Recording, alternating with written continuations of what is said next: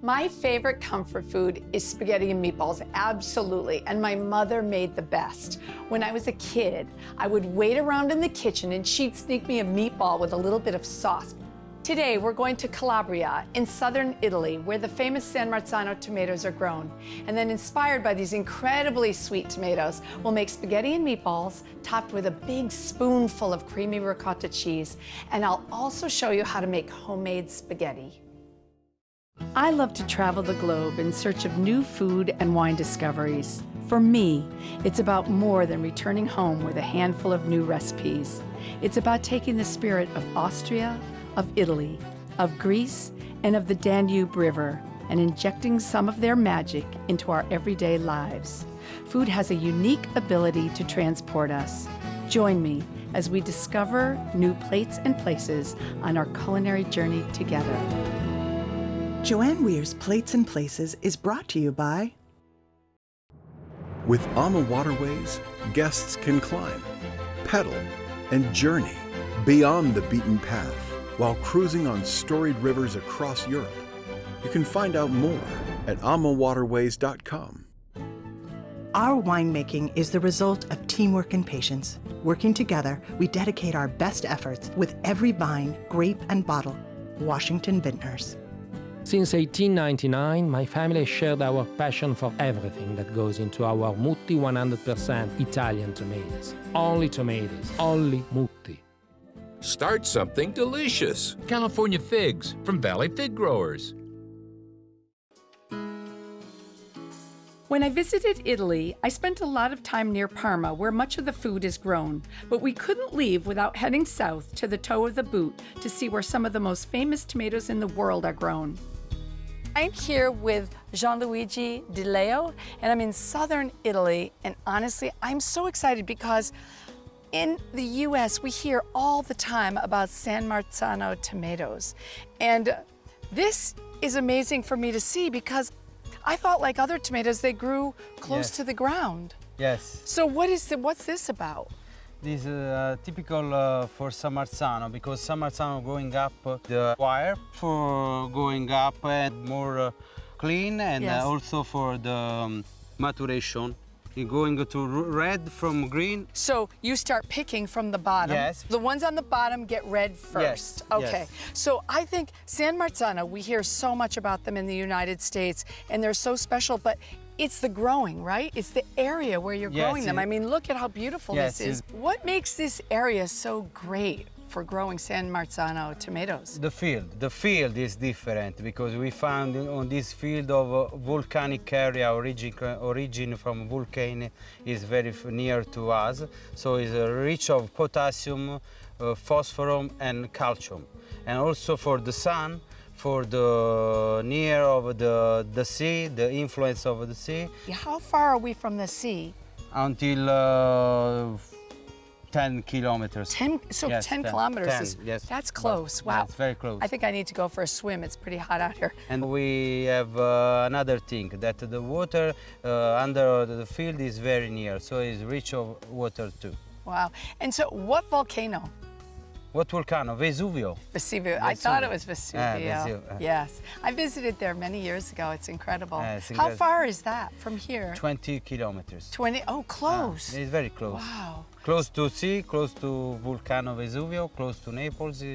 Yeah, you're close to everything. All around. So I really want to taste one. And what I find really interesting with the San Marzano, I'm going to grab this one because I see it's beautiful and red, is this little tip on the top. It's typical of San Marzano. Yes. Also, the characteristic of San Marzano is this, the tip pronounced on the side, and like a pyramid, we know pyramid, Egypt pyramid, on triangle. Okay. So if you knife the San Marzano, you see the... Okay, this one has 3, right? Yeah, 3. It's 3, but sometimes they have 2? 2 or 3. Okay. Never 4. Never more. Never 4. Yes. So what that means is there's less seeds, right? Yes, less seeds, because it all if you look, just a few seeds. Right. And it is also in only this, how we call, flesh. The flesh. Yes. There's a lot of flesh to this. A lot of flesh, yes. Yes, wow. A lot of flesh, if you see. Yes. Wow. Few I seeds. liked it. This is delicious, actually. The Few gel seeds. of the tomato has such good flavor. Very few seeds. Right. And the So what you're pulpa. saying is it's got 2 canals. Yes, 2 where canals. some tomatoes have 4, don't Yes, they? because it's the difference between a wall-peeled tomato Roma Right. and the San Marzano. Where can they grow here? I mean, how many different villages can grow San Marzano? 41. 41? Yes, in this area. Is there a town called San Marzano where Yes. they grow the tomatoes? Yes, yes. Okay. This is Well, maybe I should just taste it. a taste. Voila. Okay. We taste you. I taste you. Okay? Okay. Okay? Okay. Those are so good. I have some pork ribs that I'm cooking here. I'm just browning them in the pan when I'm supposed to be making spaghetti and meatballs, right? Well, I'm gonna make the sauce, but I'm gonna start with pork because I love the flavor that it imparts. So I've just browned those. Takes probably about 10 minutes. Just keep turning them till they're golden brown on each side. And now add the onions. I'm cooking the onions until they're soft and translucent, which is about 5 to 7 minutes. These are very finely minced, so it won't take quite as long. I like to add a little bit of salt to the onions. It will draw out the moisture, and they'll cook a little bit faster. Now that the onions are soft and translucent, I'm adding the ribs back into the pan, along with a little bit of tomato paste. Just a couple tablespoons. And I'm also adding a sprig of oregano, just some fresh oregano. If you don't have fresh oregano, you could also use some dry, that would be fine. And I cook that for about a minute. All right, I've got some sprigs of basil. I'm just throwing the whole sprig right in because I can take them out after. Oh, those smell so good. And also some tomatoes. I'm using some canned tomatoes. Just choose excellent quality. San Marzano are wonderful because they're quite sweet. One thing about San Marzano, because I know you see them on the shelf and you think, oh, those are expensive. They are the only tomato that is hand-picked. Really beautiful tomatoes. All right, now all you need is a little bit of salt and some patience. You're gonna turn this down, bring it up to a boil, turn it down, and just simmer that for about 2.5 hours. And if it gets very dry, you can add a little bit of water. Okay, so my mother used to make spaghetti and meatballs, and we had these kind of little coffee cups. And she was making the spaghetti and meatballs, and I would kind of wait around, and she would put one of the meatballs and some sauce into one of the cups. The cups were green, I still remember. And I'd take a spoon and I would sit there waiting for dinner, like really patiently. It was probably like watching Gilligan's Island or something, and I could not wait to eat that meatball and that sauce. It was the most delicious thing, and it was kind of like our little secret. But she made the best meatballs and the best tomato sauce. When I say that I like spaghetti and meatballs, it's really the meatballs that I love so much. Don't get me wrong, I love the sauce, but it's the meatballs I love. And I think the combination of both beef and pork really works well. But I do buy beef that has a little bit of fat in it. Don't buy the leanest. You want a little bit of fat.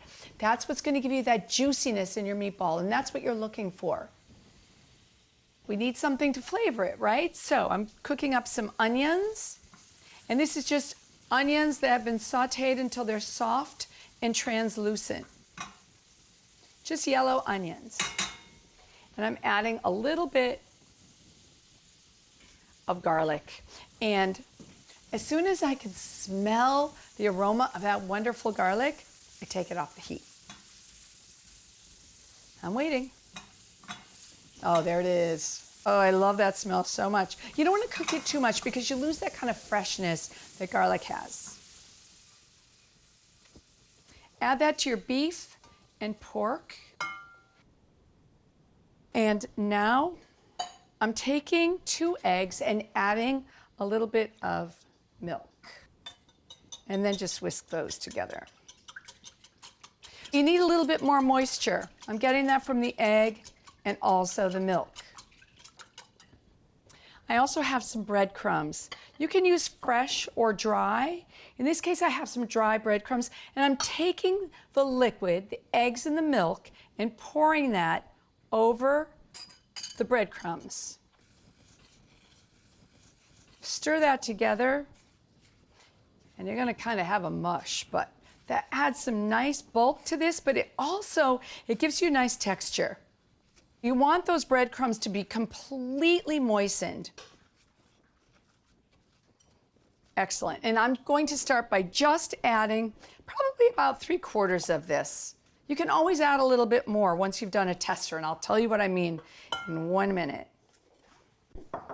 I'm also adding some oregano. Instead of just dumping it in, what I do is I put it in my hand, and then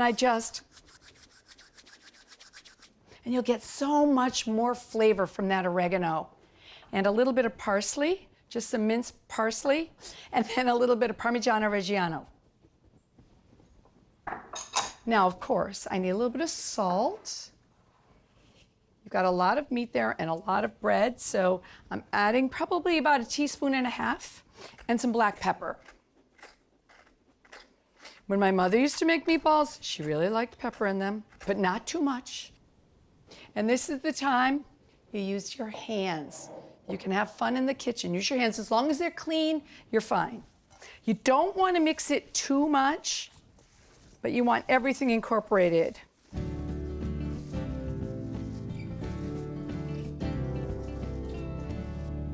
And now what you don't want to do is make all the meatballs, put them in the sauce, and then you taste them and you say, wait, they're missing something, salt. So you want to get there before. By making a patty, tasting it, does it need salt? Does it need pepper? Does it need a little bit more of the bread?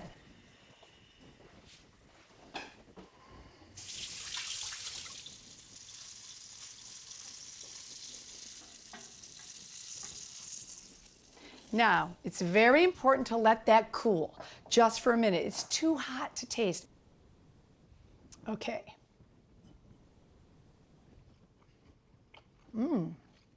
Really good. I think that's it. I like to make meatballs that are about the size of a walnut. So I would say probably like this. And don't pack them so much. If you do, they're gonna be like little solid nuggets. You wanna leave them a little touch loose. There's enough oil in them too that you don't even have to oil the pan. I have just a few left. There's something about rolling meatballs, I really like it. It's relaxing, you know, you just kind of a no-brainer.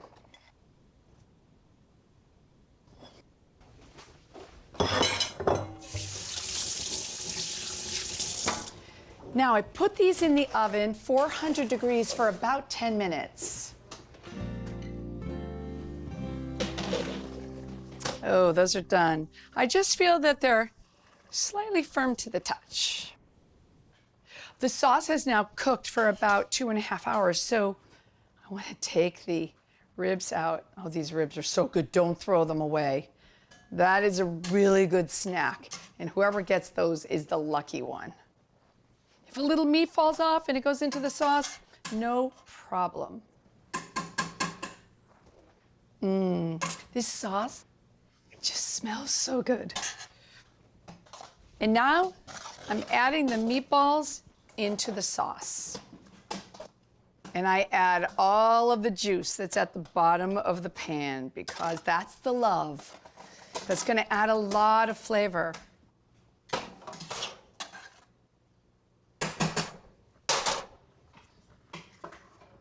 I'll cook those for another 30 minutes.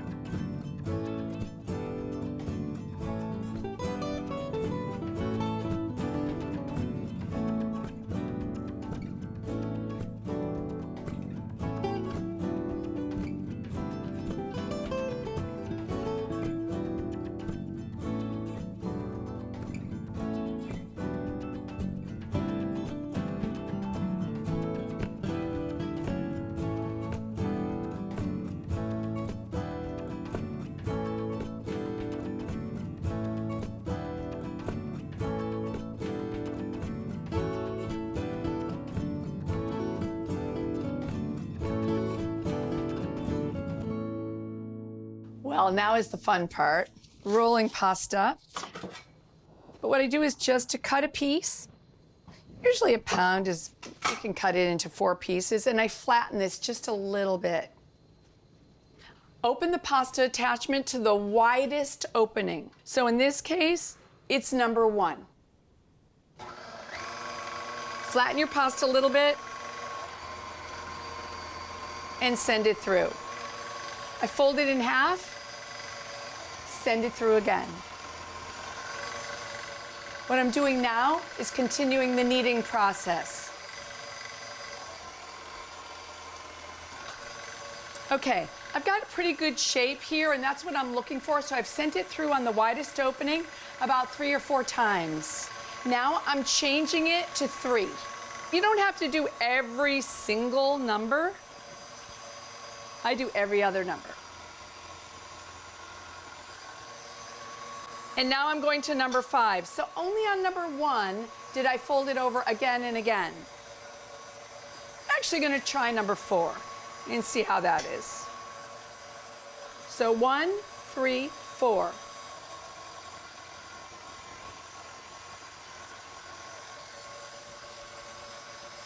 I think this seems pretty good for spaghetti. What I'll do now is to put a little bit of flour and just place the pasta on the work surface.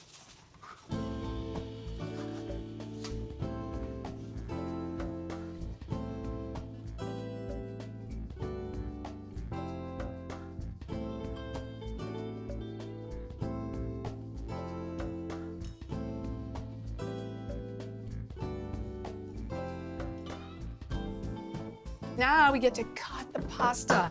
That is so fun. I've got a spaghetti cutter. Can turn that on.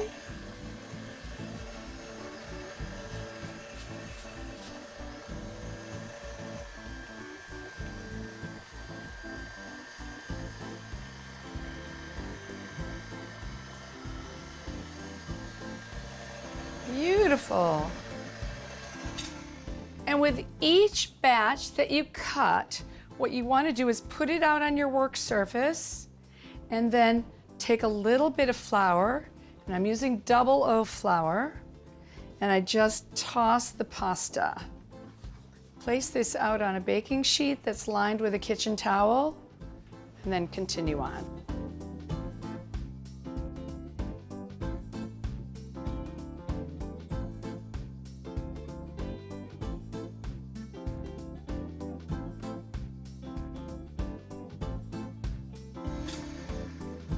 And since this one is a little bit longer, I wanted to match the others.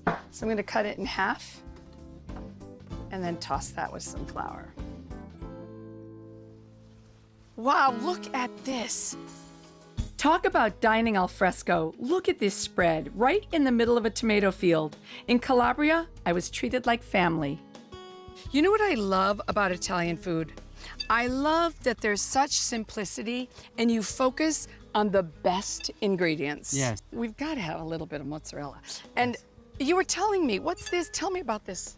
This is the best one, is mozzarella of Battipaglia. It's the best one with the tomato. It's very, Really? very big marriage with mozzarella and tomato. I'm getting really excited because you know I love food. We have to Okay. taste, we have to taste. Wow. A slice. Oh, that Mozzarella is lacrima slice. incredible. Eh? Look at the liquid. This looks so good. Voila. Okay. Now we have to do caprese. See. We need only olive oil. Yep, I've got it. Or this seed, or this field, and salt. Where's the olive But oil? you are the chef, so you know Yes. very bad. You didn't know I love olive oil, so I'm putting a lot. Putting a lot, putting a lot. Where's this from? From these fields, we have From- also olive tree. What do you have? Everything? Yes, How about basilico? basilico. That's simple, but delicious. Simple and delicious. Okay, Even the we basil mix. smells delicious. How about a few leaves? Wow. Okay. Now we Four. have to taste. My mouth is watering. I can hardly wait. Fresh from the fields, it just doesn't get better than this. That is just, it's so juicy. It's the best mozzarella, incredible tomatoes, incredible basil, and the olive oil and salt. Yeah. It's so simple. these. You know what? I'm not done though. I'm sorry. I have to taste more. I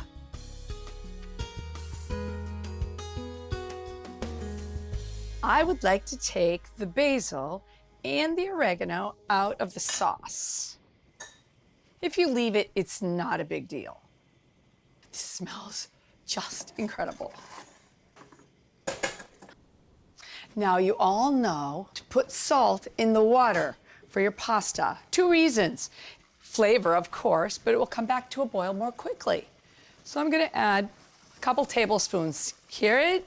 It's boiling a little bit faster now. When it comes back to a boil, we're gonna add our pasta. Pasta cooks so quickly. So just so you know, this is probably 1 to 2 minutes at the most. All right. Pasta goes in all at once.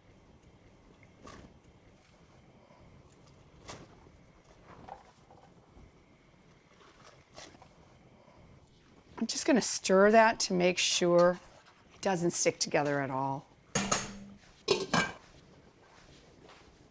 Okay, I would say this is probably done because it cooks so fast, being spaghetti. Let's see. For sure, perfect, al dente, to the tooth.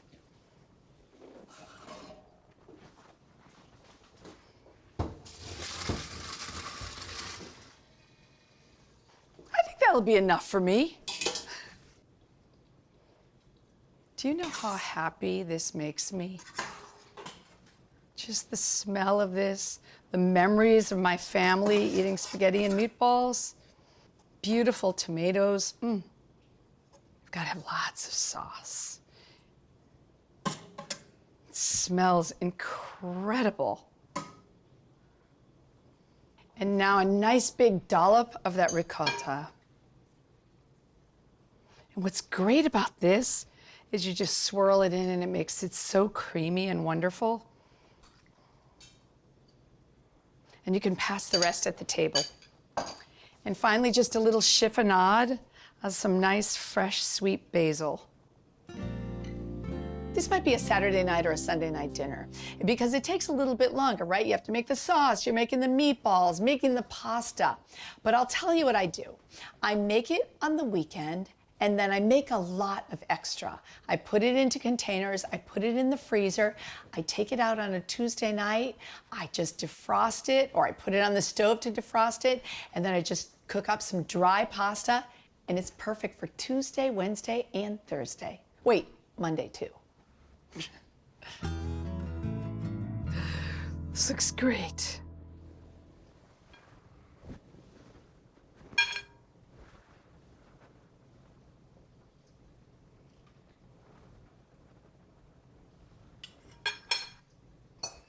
I'm just going to start with a small bowl. Believe me, I'm definitely going to take more. The pasta is great.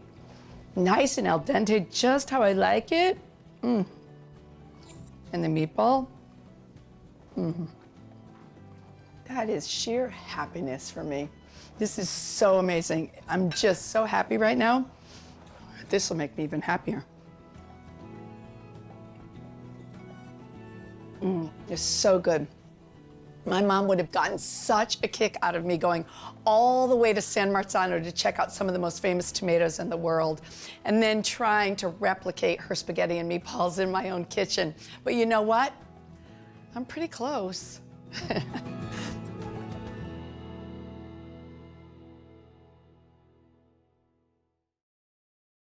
You can visit our website to find and print selected recipes, get information about each episode, learn more about Joanne and the show, see behind-the-scenes photos, provide email feedback, and more. It's all at joanneweir.com/plates-places. Joanne Weir's Plates and Places is brought to you by... With AMA Waterways, guests can climb, pedal, and journey beyond the beaten path while cruising on storied rivers across Europe. You can find out more at almawaterways.com. Our winemaking is the result of teamwork and patience. Working together, we dedicate our best efforts with every vine, grape, and bottle. Washington Vintners. Since 1899, my family shared our passion for everything that goes into our Mutti 100% Italian tomatoes. Only tomatoes, only Mutti. Start something delicious. California figs from Valley Fig Growers.